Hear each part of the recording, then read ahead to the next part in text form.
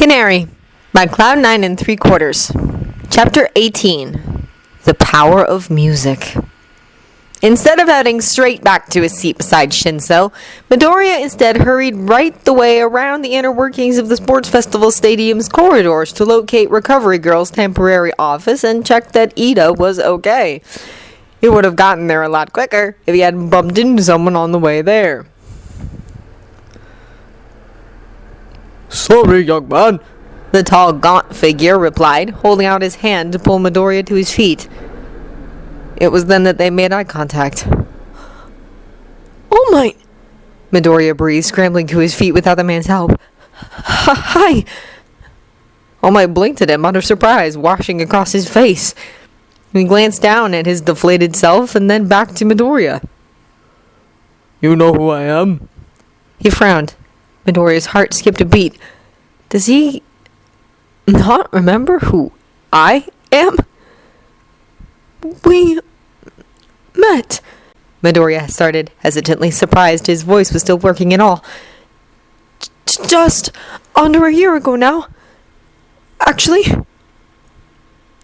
He narrowed his sullen eyes as his mind whirred. Then they lit up as much as they possibly could while still concealing the white color of his curé. You're the kid from that sludge villain incident, aren't you? He realized. Midoriya nodded unsurely, backing away slightly. Yes. That was before I knew I had a quirk. That's right, the hero murmured. You said you were quirkless back then, but look at you now. You're doing very well for yourself, Canary. He smiled. Midoriya looked up at him slowly. This was the man who used to cover every inch of his wall at home.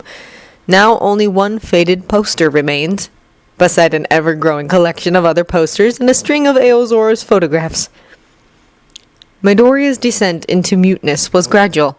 Over many years, he simply said less and less until the words just didn't come at all. At first, this was only towards his classmates, but then others too slipped into this growing sense of distrust until only his mother ever heard Midoriya speak. But it was that fateful day, the day he met All Might, that he truly stopped talking. He remembered after All Might had told him to find a career which was more attainable, running towards the sludge villain as it slowly suffocated Kacchan, attacking its weak points in a frenzied attempt to free his old friend. He couldn't just stand there and watch him die. But Midoriya couldn't bring himself to put on a brave smile like All Might could whilst he did his best to save Kacchan, nor did he utter any of these things aloud. After the other heroes berated him for being so stupid, Midoriya realized his dreams really were unattainable. To think Midoriya could have just plodded on through life completely unaware of the power he possessed if it weren't for the people who trod him down, and for the people who pulled him back up again, he wouldn't be standing here today. Are you okay, young Midoriya? All Might frowned. Midoriya flinched. He must have been standing in silence thinking for a little too long. He nodded in response. Well, this is fortuitous timing, because I had just been told to go looking for you, he continued. Midoriya, becoming increasingly uncomfortable in this situation, simply nodded a second time in hopes that this would be over soon. We saw you singing before getting into the arena for Ida's match, he explained.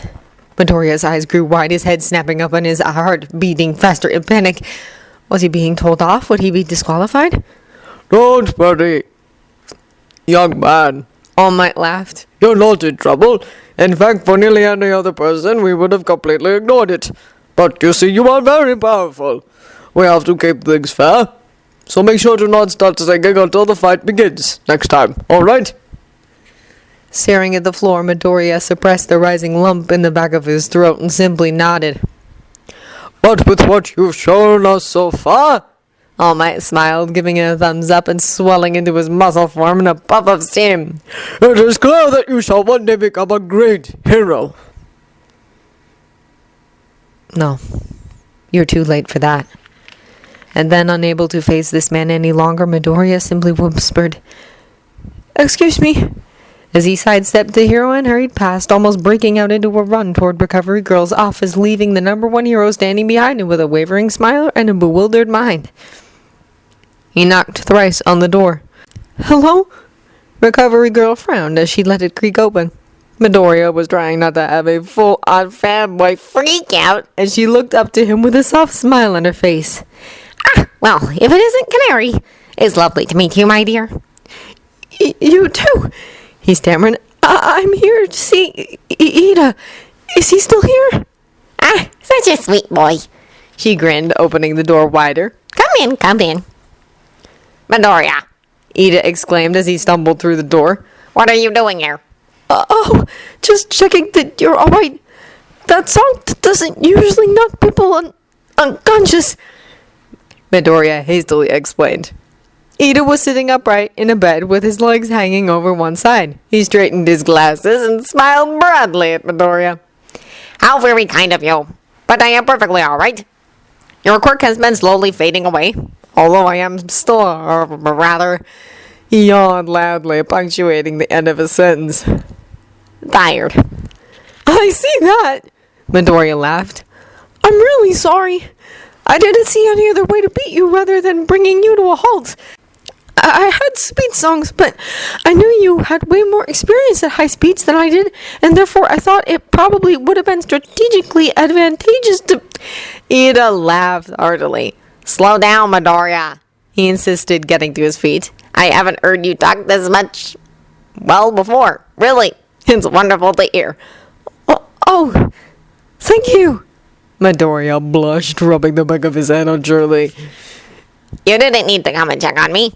Ida continued as he made his way toward the door. You've got your match against Todoroki to prepare for.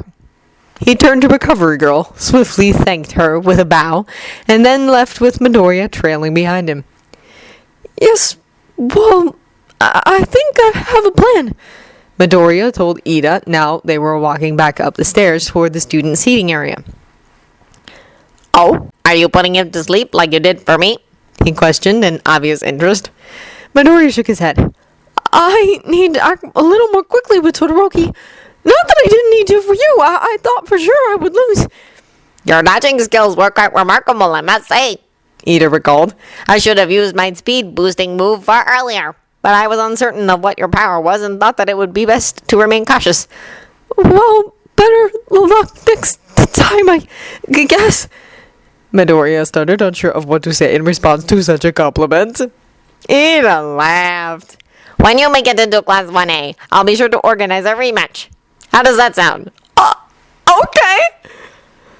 Ida stopped by the back of his class's seats. Midoriya cringed as nearly every single one of the hero students turned in their seats to Stare at him. Kachan wasn't there, thankfully. Neither was Kirishima, nor Mina and the student with the dark shadow quirk, who were just about to start their match down in the arena. But Todoroki was there. I'll see you soon, Midoriya. Good luck in the remainder of the sports festival. Ida smiled, walking down the steps to his seat near the front. Hi, Canary! Uraraka called out with a wave. Jiro waved too. "Hey, you did great. I had no idea you were that powerful." Midoriya laughed nervously as he backed away, waving feebly as he went. Todoroki glared at him from the corner of his eyes. Then Kaminari leapt to his feet and pointed at Midoriya dramatically. "You!" he exclaimed. It had been a while since Midoriya had felt this uncomfortable. "How dare you hold my goodness like that? I thought you were Quirkless!" he pouted. So did I," was Midoriya's reply as he turned on his heel and hurried out of sight. He ran past 1B before things had to get even more awkward, and then leapt down the steps towards Shinso, who was now warm, dry, and free from any and all ice. No one from Class 1C spoke to him, which was a nice break from the chaos it all brought. But Midoriya was pretty sure that Kaneko took a picture of him. "It's a shame we won't get to fight next," Midoriya signed to him as he sat down, relieved to take a break from talking for a little while. "Hashido is out of bounds. Tokoyami advances to the next round," Midnight cried at the end of the very quick match between the two. Midoriya hadn't seen any of it. You're only saying that because I would have won. Shinso replied with a smirk. Not true! Midoriya pouted. It is. Shinso sighed in reply. Siren was perched on his shoulder, and she happily transferred to Midoriya's as soon as she had the chance. They sat there in silence for a moment, both lost in their own worlds. Midoriya was busy thinking through his song choices. He had to make sure the one against Todoroki was perfect, and not just for the power he needed from it. The song he chose wasn't his strongest for this particular ability. It had a different strength to many others with similar meanings. Whether it would be useful in his upcoming fight or not was yet to be determined. Top scorer in the Hero Course's entrance exam this year! Katsuki Bakugo! Midoriya looked up as President Mike continued to announce the final match of the quarterfinals. Versus! He's shown us all he's as hard as stone, tougher than nails! It's Eijiro Kimishima! Ready? Begin! You said Bakugo would win this match. Shinso remembered, pulling the strategy sheet from Midoriya's bag and staring at the confident red arrows he had drawn all over it. Midoriya nodded, staring at the two as they fought. But look at Bakugo, Shinso said, leaning forwards and narrowing his eyes. He's on the defensive this time, he pointed out as Kirishima continued to take lunging jabs at his opponent, drawing a speck of blood from his cheek as he remained untouched. For some reason, President Mike's commentary of the match seemed to surprise Midoriya. He'd been silent all throughout his fights, but that was probably because no one would be able to hear his singing otherwise. Other than that, most fights had been very short-lived so far, or else Midoriya was too busy to watch them. Only now did he really have the opportunity to listen in. Unencountered! President Mike cried as explosion after explosion was set Up in Kirishima's face! but nothing seemed to work, the smoke simply billowing off his hardened skin like it was nothing. Kirishima's quirk seems simple on the surface, Midoriya muttered, but it's still effective. Then isn't there a good chance that he'll come out on top? Shinso predicted. All quirks have their limits, replied Midoriya. What? President Mike suddenly exclaimed, startling the two somewhat. Even Siren let out a surprised tweet. Bakugo's countering again! But what's this? It seems to be working this time!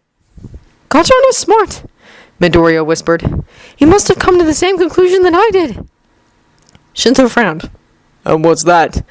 Bang! Kachan let out one of his larger explosions, far bigger than what he ever attempted back in middle school, which was subsequently followed by a bombardment of smaller but just as effective blasts. Seconds later, Kirishima fell to the floor unconscious. Kirishima is knocked out. Bakugo is the winner, Minle exclaimed with a cheer from the audience. There's only so long that Kirishima's quirk can last, said Midoriya. But the same goes for you, Shinso reminded him. With a vicious carpet bombing, Bakugo advances to the third round! President Mike informed the audience. As Kirishima was pulled out of the ring and Bakugo strolled back to the stands, his hands dug deep in his pockets, the screens above them flashed to an updated version of the brackets before a display of the four remaining competitors. Bakugo, Tokoyami, Todoroki, and Midoriya. Ladies, gentlemen, and all those in between, I give you a final four! Midoriya gulped, straightening the device on his arm and moving Siren back to Shinso's shoulder. Wish me luck, he said, standing up and starting to make his way back down towards the arena, his heart thumping so heavily that he was sure it could burst free from his ribcage at any moment. Good luck, Shinso called back. Yeah, good luck, Canary, repeated Tachibana. Good luck! Show 'em what you got, man. Midoriya smiled feebly at his classmates as he hurried past, waving goodbye as he took the long way down to the base of the stadium. Better avoid the back of the hero course seating area. He put his headphones on as he walked, relishing in the muffled silence it brought. God, he hoped this worked. First match of the semifinals! Todoroki marched up the stairs, one foot in front of the other. It's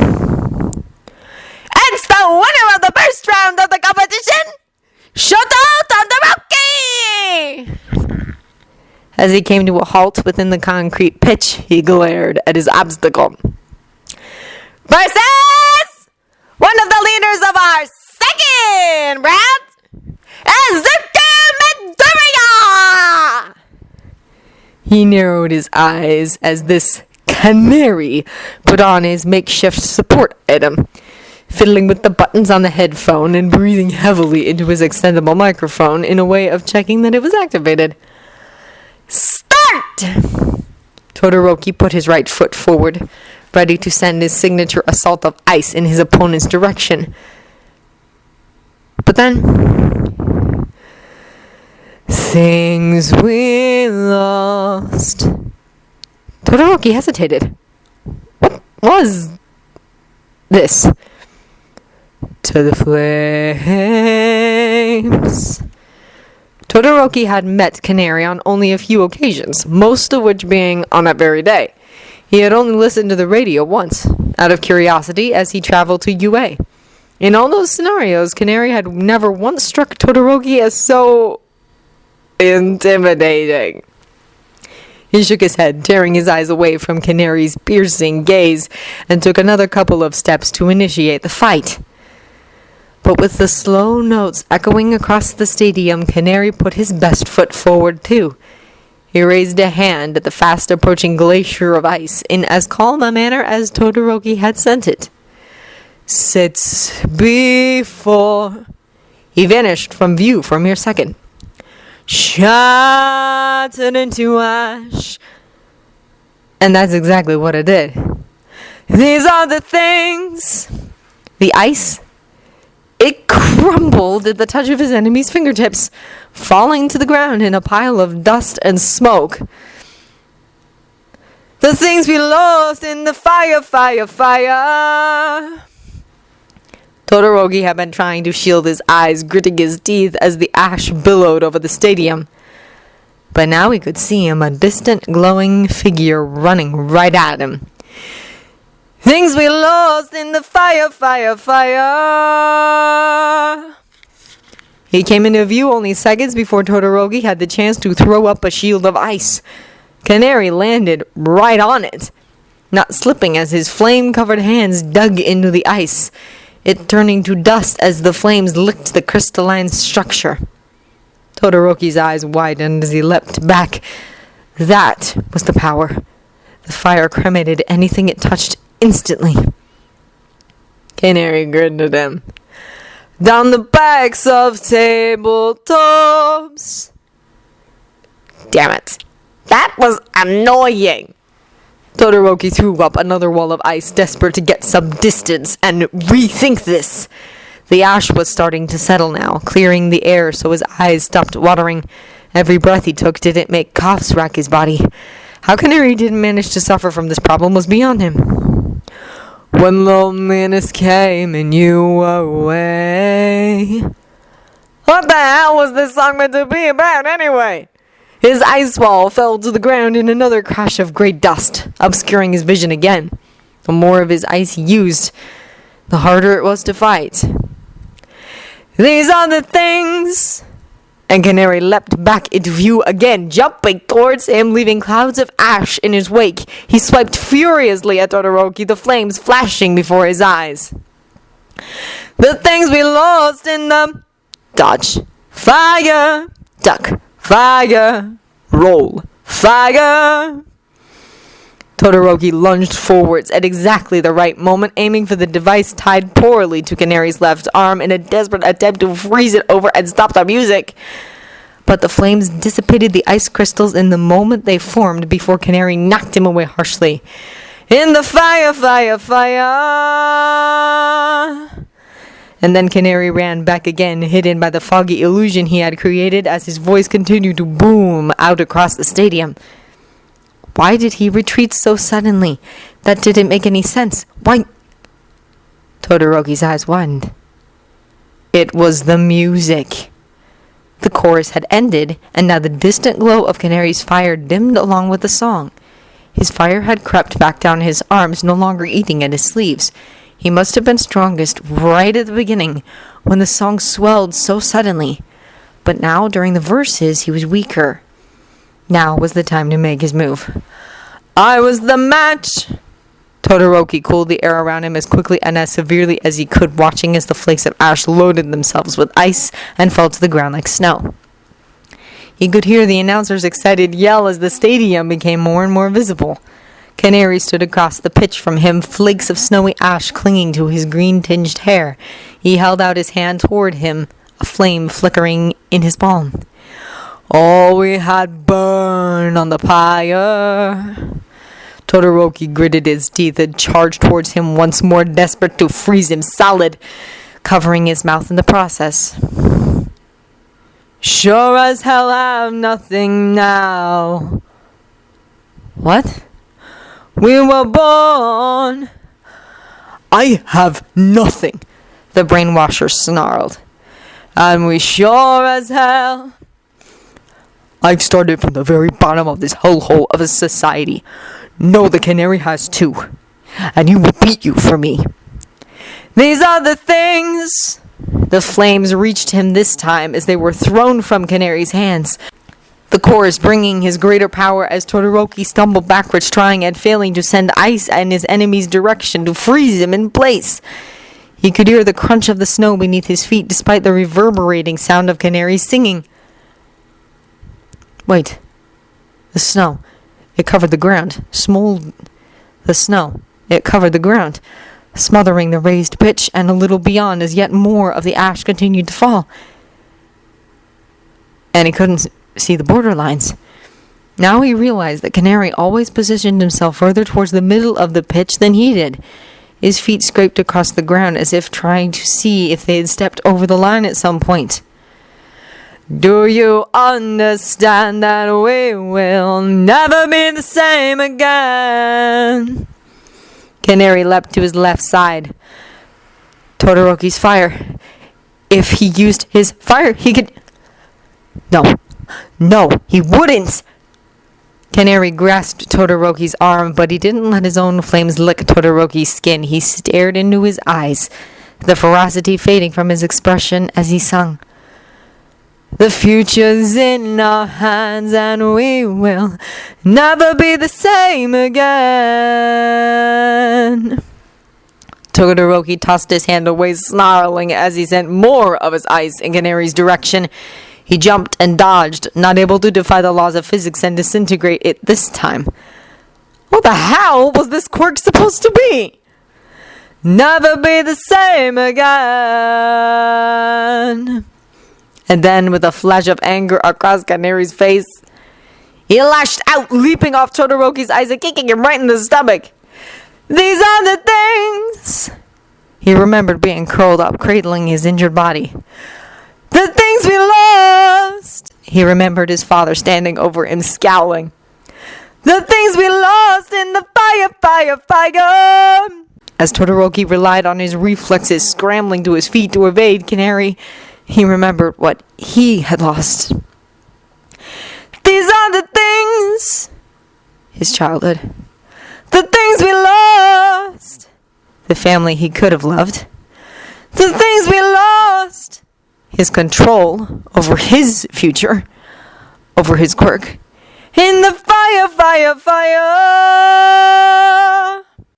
Canary span on his heel and kicked him around the head with impressive flexibility. Todoroki would have fallen to the ground if it weren't for the support from the ice he summoned in a split-second response, although the barricade between the two didn't last long before it shattered into the gray-white substance that now overwhelmed every surface. If Todoroki used his fire now, he could melt all the snow and overwhelm Canary himself. Now! He had to use it now!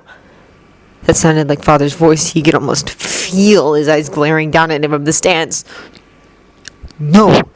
He refused. He refused to lose anything more to the fire. Just remember, stay true to yourself. His mother had once said, long before he lost her to his father's flames. You are not a prisoner of your lineage. It's okay to use your power to become who you want to be. But what would he be losing if not himself? And so finally he set himself free. Flames that licked the wounds. Todoroki's eyes widened, the flames roaring up his side as Canary's died down. The song was coming to an end, but then the snow beneath his feet melted away. All that I adored. And there was the boundary line. There was a silence that fell over the stadium whilst Canary turned off his music and smiled, bowing to Todoroki. Finally, Midnight raised her whip into the sky and exclaimed, Todoroki is out of bounds. Midoriya advances to the final. Todoroki stumbled backward, his own fire fading, until the throbbing in his head became too much and he collapsed under the weight of his own mind. The song echoed in the back of Todoroki's mind. Flames they licked the wounds. As he woke up, he reached for his scar, stroking the damaged skin in hopes to banish the phantom pains. How are you feeling, dearie? Todoroki's gaze drifted to the kind old face of Recovery Girl. He didn't reply, sitting up and blinking at his surroundings as ash fell from his hair. He was in the old heroine's temporary office at the stadium. Wait, what happened? You have a very worried visitor, if you're willing to see him. Recovery Girl informed him as she poured a couple of her energy gummies into his open hand. Todoroki frowned. Oh, he croaked. She just smiled before using her cane to hobble open the door and pull it open. Come in, she insisted, and Todoroki's visitor did just that. Todoroki furrowed his brow. Why on earth was... I'm sorry, Canary stammered. I think I kicked you a few times. Are you okay? He blinked at him. Todoroki could already feel the bruises blossoming on his gut, but it was nothing he wasn't used to. Yeah, fine, he replied, still thoroughly confused. Oh, that's good to hear. Canary sighed, fiddling with the wire attached to the headphones around his neck. I was a little worried when you passed out. Todoroki rubbed the side of his head, where yet another large lump was forming. As he did so, he could hear the distant explosions of the next match. Shouldn't you be watching this fight? Todoroki pointed out as he stood up. Canary hesitated. Oh, right. No, it's okay. I already know what's going to happen anyway. You do? Well, yeah. I mean, Tokoyami's Dark Shadow was great and all, but I'm pretty sure it has a weakness to light. I've been watching you all. That's how I figured out you weren't using your fire, he admitted. Todoroki wasn't sure what to think of this strange new addition to his life. He wasn't like anyone he'd ever met before at UA, or even beyond for that matter. But no one else would come and check on him after he passed out, even if there was a possibility it was due to injuries inflicted by them. Recovery Girl smiled as she sent the two on their way, letting the door swing closed behind them. They walked in silence through the corridors for a while, Todoroki's brain whirring as he tried to process the events of the last however long it had been. I liked that song, he eventually said. The words seemed to startle Canary. Yeah, he replied. Todoroki nodded in confirmation. I've never heard it before. It gives a useful power for me, Canary explained. Todoroki raised an eyebrow at him. And what power would that be exactly? Canary wavered before giving him a feeble laugh. Well, you see, that didn't actually end up doing what I thought it would. Todoroki stared at him. You didn't know what your quirk would do. No, not really. Well, I've actually practiced that song quite a few times. The fire has done the ash-shattering thing a few times before, but not to that extent. I think my quirk becomes stronger if I'm more emotional, or maybe because I'm trying really, really hard to convey the message of the song. You were. Canary flinched. You weren't using your fire, and then earlier, in your match against, I think his name's Sero? You look so sad. I know what that feels like. Todoroki let his shoulders relax, stopping at the bottom of the stairs as he stared at him. He opened his mouth to reply before closing it again, unsure. He wasn't used to this talking to people. Then again, Canary didn't seem to be either. He held out his hand to Canary. You deserve your place in the finals, he told him as Canary cautiously took his hand. The last words of Canary's brainwashing friend resonated in his brain. Then I hope you look forward to seeing those places filled in your godforsaken class, because we'll be taking them. And your place in the hero course, Todoroki added. Canary broke out into a wobbly smile. Thanks! Todoroki had shaken the hands of far too many people in his lifetime, not a single one of which was someone he legitimately respected nor admired. But you could tell a lot about a person by how they shook your hand. And Canary was tired. He felt so weak, wobbly, unsure of himself. Whether that was simply his personality or him being seriously lethargic was up for debate. They started to walk up the stairs together. So, are we friends now? Canary stammered, almost tripping over a step in the process. Todoroki blinked at him, remembering something he had said to Class 1A only a few hours beforehand. We're not here to be each other's friends. Said Todoroki, focusing intently on his steps as they continued to climb upwards. He smiled softly. I would be honored to be. Canary's face lit up. After the sports festival, I can give you my number and then I'll send that song to you.